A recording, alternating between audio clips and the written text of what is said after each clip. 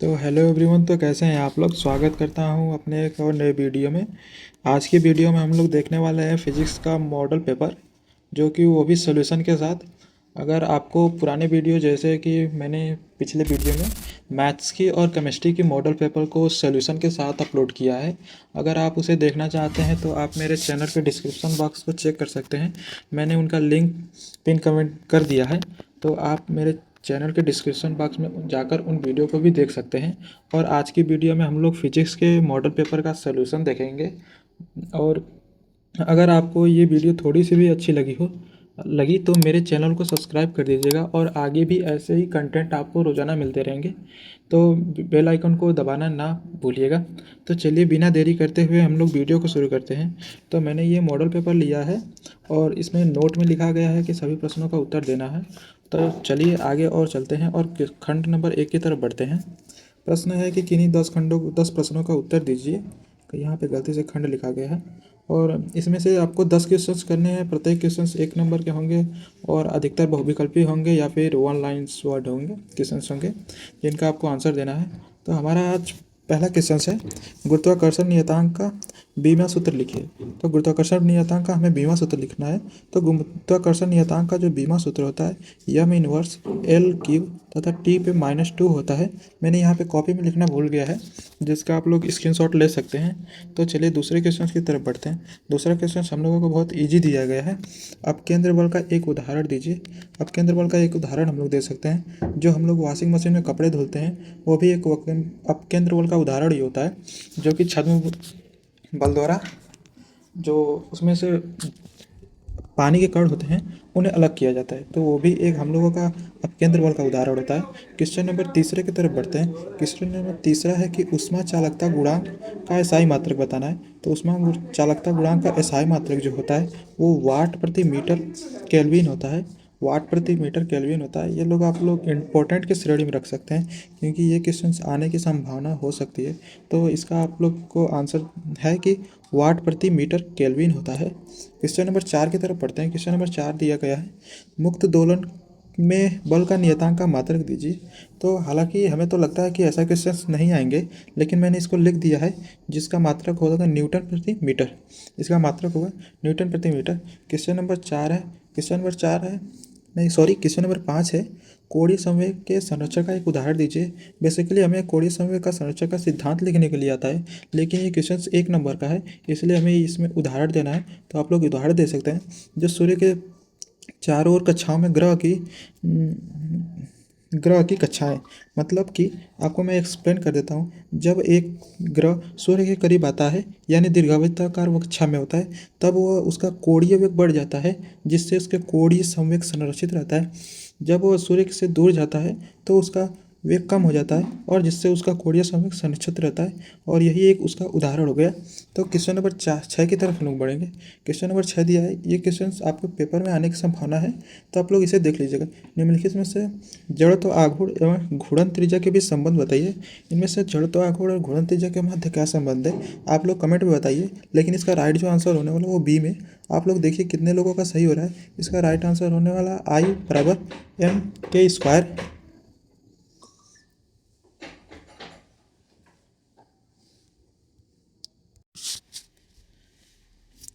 तो चलिए question number 7 की तरफ चलते हैं। क्वेश्चन नंबर 7 हमें दिया गया है, एक बेलन का उसके अक्ष के परितः जड़त्व आघूर्ण का व्यंजक लिखिए। तो बेसिकली मैंने इस क्वेश्चन में एक्सप्लेन कर दिया है, ताकि अगर आपको समझ ना आए तो आप इसे देख सकते हैं। लेकिन आप इसका आंसर बस ये इतना ही लिख सकते हैं कि ये सूत्र रहा और ये सूत्र रहा। लेकिन इसने बताया नहीं है कि ठोस बेलन के लिए लिखना है या फिर खोखले, तो मैंने इसलिए दोनों बेलन के लिए लिख दिया है। तो आप इसका सूत्र याद कर सकते हैं और अच्छे तरीके से अपने क्वेश्चन पेपर में अच्छा एक स्कोर कर सकते हैं। चलिए क्वेश्चन नंबर 8 की तरफ बढ़ते हैं। क्वेश्चन नंबर 8 दिया गया है, बल आघूर्ण जड़त्व आघूर्ण एवं कोणीय त्वरण में संबंध लिखना है। तो बल आघूर्ण जड़त्व आघूर्ण कोणीय त्वरण में अगर आप संबंध कुछ इस तरह से लिखते हैं, टाउ बराबर आई अल्फा होता है। टाउ बराबर आई अल्फा होता है, जहाँ पे टाउ बल आघूर्ण होता है, आई जो होता है वो जड़त्व आघूर्ण होता है, और अल्फा होता है जो कोणीय त्वरण होता है। तो आप लोग देख सकते हैं कितने आसानी से हम लोग इस क्वेश्चन को याद कर लेते हैं। क्वेश्चन नंबर 9 जो है वो हमारे आउट ऑफ सिलेबस है, तो हम लोग इसे नहीं पढ़ेंगे। क्वेश्चन नंबर 10 की तरफ बढ़ते हैं। जूल और कैलोरी के बीच संबंध क्या होता है। तो जूल और कैलोरी के बीच संबंध आपको बताना है, वो भी कमेंट बॉक्स में आपको जल्दी से कमेंट करना है। और लेकिन मैं इसका आपको आंसर बता दे रहा हूँ। एक जो कैलोरी होता है वो 4.184, मैं 8 को सही से लिख दे रहा हूँ जिससे आपको स्क्रीनशॉट लेने में आसानी हो। 184 जूल होता है। तो आप लोग को याद रखना होगा 1 कैलोरी जूल के बीच संबंध क्या होता है। 1 कैलोरी बराबर 4.184 जूल होता है। क्वेश्चन नंबर 11 की तरफ बढ़ेंगे। क्वेश्चन नंबर 11 में दिया गया है गैस में क्वेश्चन नंबर 11 दिया गया गैस में उष्मा का संचरण किसके द्वारा होता है। तो आपको इसका राइट आंसर पता होगा कि इसमें जो गैस का संचरण होता है उष्मा का जो संचरण गैस में होता है वो संवहन के द्वारा होता है। ये बहुत इजी रहा होगा। मैं आशा करता हूँ कि आप लोगों को सभी को इसका क्वेश्चन आ रहा होगा आंसर। क्वेश्चन नंबर 12 की तरफ बढ़ते हैं। क्वेश्चन नंबर 12 है चंद्रमा पर गुरुत्वाकर्षण का मान क्या होता है। तो इसका जो राइट आंसर होने वाला है वो इसकी पृथ्वी पर इसके मान से कम होता है। यानी कि जो चंद्रमा पर गुरुत्वाकर्षण होता है वो पृथ्वी के गुरुत्वाकर्षण से 1/6वां भाग होता है। आपको ये तो मालूम ही होगा, लेकिन इसमें से केवल हमें 10 ही क्वेश्चन करने थे, लेकिन हमने आपको 12 क्वेश्चन बताएं। जो भी आपको आसान लगे वो याद कर लीजिएगा। क्वेश्चन नंबर अब खंड 2 की तरफ बढ़ते हैं। खंड 2 में दिया गया है किन्हीं 5 ही प्रश्नों को हल कीजिए। किन्हीं 5 प्रश्नों के हल कीजिए और प्रत्येक क्वेश्चन 2 अंक के होने वाला है जिससे आपको 10 नंबर मिलेंगे। तो पहला क्वेश्चन ये बहुत इंपॉर्टेंट दिया गया है। पहला क्वेश्चन दिया गया है कि बीमीय विश्लेषण की कमियों को बताना है। मैंने इसमें कमियों को पॉइंट वाइज करके लिख दिया है, जो कि आप कुछ कमियों को लिख सकते हैं, याद कर सकते हैं। तो इसमें बीमीय विश्लेषण की कुछ कमियों को मैंने एक्सप्लेन कर दिया है, वो भी अच्छे तरीके से। तो आप लोग इसे याद कर लीजिएगा और लिख लीजिएगा। मैंने इसमें 4-5 की पॉइंट नोट कर लिए हैं। क्वेश्चन नंबर सेकंड की तरफ बढ़ते हैं। क्वेश्चन नंबर सेकंड में है उष्मा को सॉरी क्वेश्चन नंबर सेकंड की तरफ बढ़ते हैं।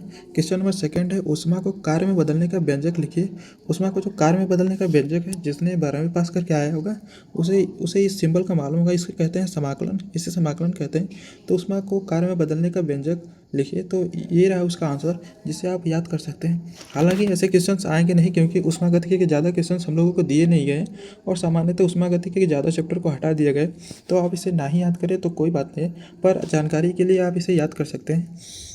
क्वेश्चन नंबर तीसरा भी आउट ऑफ सिलेबस है, लेकिन फिर भी मैंने जानकारी के हिसाब से लिख दिया है। क्वेश्चन नंबर चौथा भी आपको देखने को मिलेगा, जो कि ये भी एक आउट ऑफ सिलेबस है, जो कि पहले हम लोगों के पेपर में हुआ करते थे। तो ऐसे क्वेश्चन आते करते थे।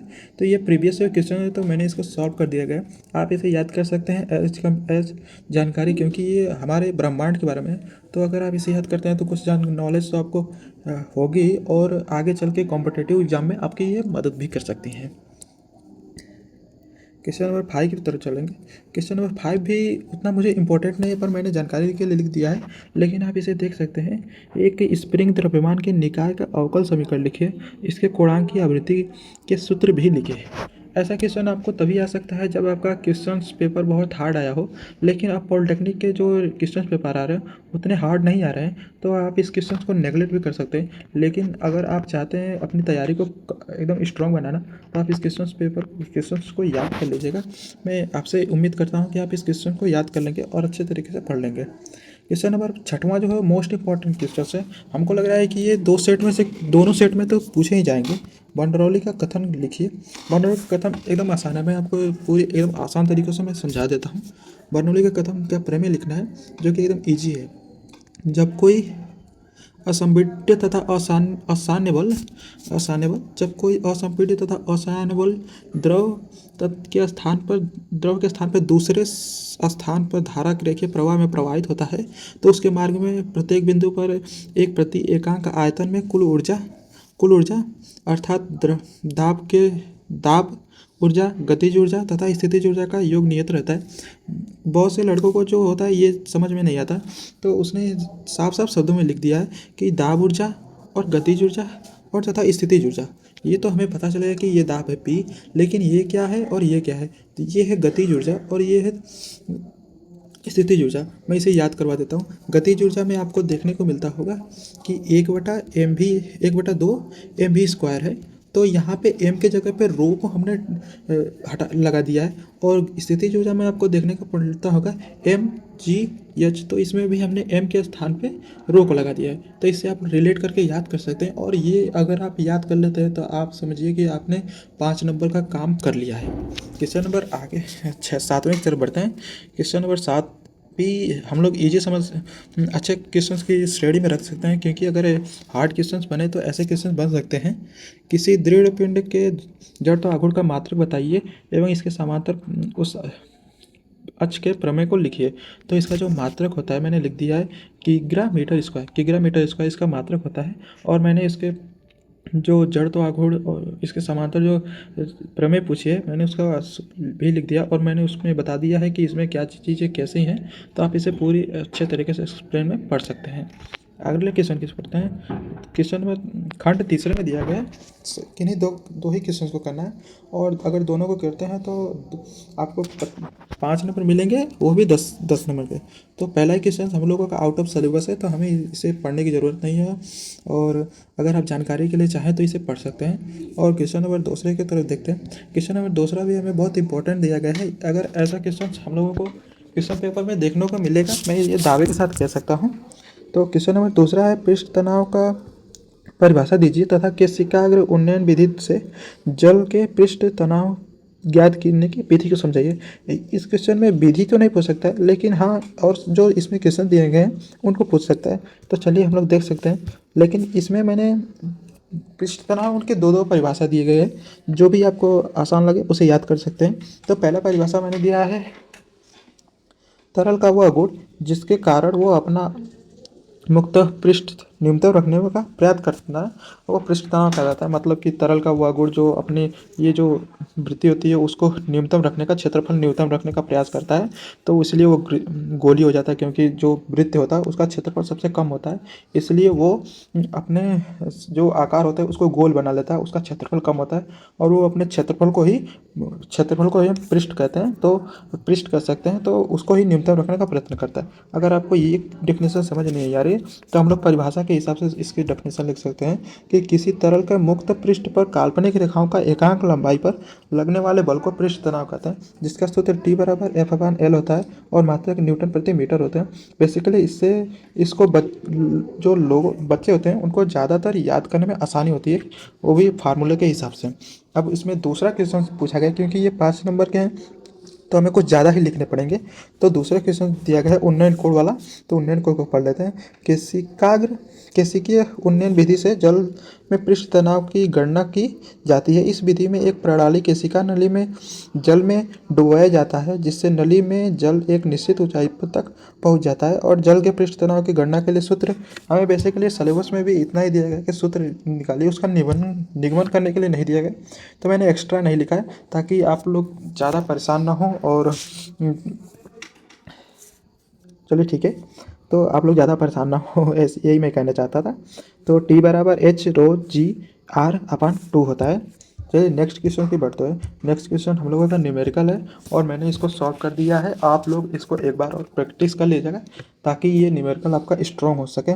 तो बेसिकली इसमें कुछ भी नहीं करना है। न्यूमेरिकल में आपको जड़त्व आघूर्ण तथा घूर्णन गति ऊर्जा का मान निकालना है, जो कि मैंने इसमें निकाल कर दिखा दिया है। सबसे पहले हम लोग कोणीय वेग निकालेंगे। कोणीय वेग निकालने के बाद जड़त्व आघूर्ण और घूर्णन गतिज ऊर्जा का मान निकाल देंगे। चलिए क्वेश्चन नंबर 4 की तरफ बढ़ते हैं। तो चलिए क्वेश्चन नंबर चौथे की तरफ बढ़ते हैं। क्वेश्चन नंबर चौथे में हमें दो ही खंड करना है, मतलब दो ही क्वेश्चंस करने हैं, वो भी बहुत इजी है और बहुत इंपॉर्टेंट क्वेश्चंस हैं। क्वेश्चन नंबर पहला है कि श्यानता गुणांक को परिभाषित कीजिए तथा स्टोक विधि के द्रव का श्यानता गुणांक के सूत्र का निगमन करना है।